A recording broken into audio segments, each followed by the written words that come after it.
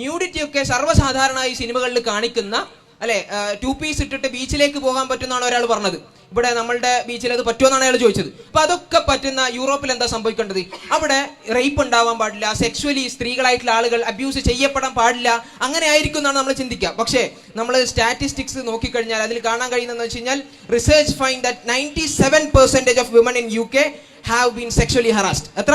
97%. 97% UK-യിലുള്ള ബ്രിട്ടനിലുള്ള സ്ത്രീകൾ അവർ ലൈംഗികമായി ചൂഷണം ചെയ്യപ്പെട്ടു എന്നാണ് നമുക്ക് ഒരു വശത്ത് കാണാൻ കഴിയുന്നത്. പക്ഷെ അതേസമയം ഇവർ പറഞ്ഞതനുസരിച്ച് ഇതിങ്ങനെ എക്സ്പോസ് ഇല്ലാത്ത, ഇതിനായിട്ട് എക്സ്പോഷർ ഇല്ലാത്ത ആളുകളെ സംബന്ധിച്ചിടത്തോളം ലൈംഗിക ദാരിദ്ര്യം ഉണ്ട് എന്ന് അവർ പറയുന്ന നമ്മളെ സംബന്ധിച്ചിടത്തോളം എന്താ സംഭവിക്കേണ്ടത്? അല്ലെങ്കിൽ മുസ്ലിം കൺട്രീസ് ഒക്കെ എടുത്ത് നോക്കി കഴിഞ്ഞാൽ അവിടെ ഇതൊന്നും പാടില്ല എന്ന് പറയുന്നതാണ്. മതത്തിൽ കുറച്ചും കൂടി അടിയുറച്ച് നിൽക്കുന്ന രാജ്യങ്ങളാണ്.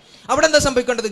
അവിടെയാണ് ഏറ്റവും കൂടുതൽ റേപ്പ് വേണ്ടത്. പക്ഷേ സ്റ്റാറ്റുകൾ നോക്കുകയാണെങ്കിൽ സ്ത്രീകൾക്ക് ഏറ്റവും സുരക്ഷിതമായി പോകാൻ കഴിയുന്ന ഇടം എന്നുള്ളത് മദീനയാണ്.